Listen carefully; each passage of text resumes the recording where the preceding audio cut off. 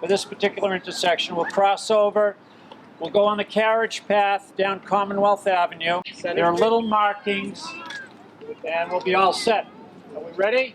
Yeah. So we have a hip, hip, hooray. Hip, hip, hooray. It's not a race, it's a ride, and it's a day of fun for families and friends to get out on the streets and to learn how to navigate on the streets, as well as feel comfortable being out there. Bicyclists of all sizes rode in the annual Tour de Newton bike ride, a popular reason perhaps being that there's nothing better than a bike ride with Dad on Father's Day. It's pretty special to be with my dad on a bike ride like this. Tour de Newton weaves 20 miles around Newton with stops in each of the 13 villages. Each village had a group participating in the ride, all cycling simultaneously but starting from their home point. There's lots and lots of bike rides, bike races, fun rides, all over the place.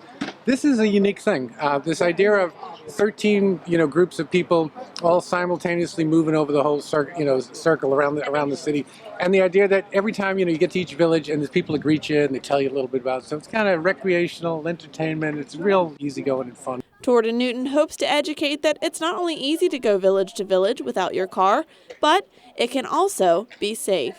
It's fun just to be out on a bike, but it's especially fun if you feel comfortable, you know what you're doing, and you're not tangling with cars.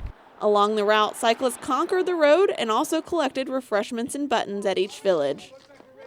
The group behind me is riding from Newton Center up to Chestnut Hill, arguably one of the harder parts of today's route. Now, the riders that you see in the yellow t-shirts are volunteers who have spent countless hours learning this route to make sure that the group stay together effectively, are very safe, and enjoy a confident, fun, and comfortable ride through each of Newton's villages.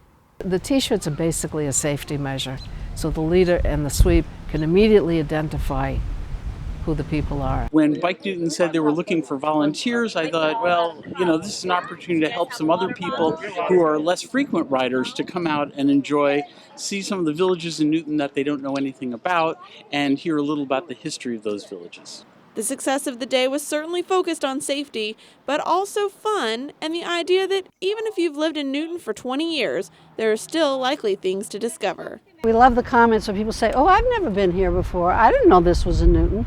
People are finding hidden places of Newton that now they not only can go back to, but they will recognize as a shortcut to get to someplace they want to go. So far, I found out there's a Thompsonville in Newton, and I never knew that village existed. And how long have you lived here?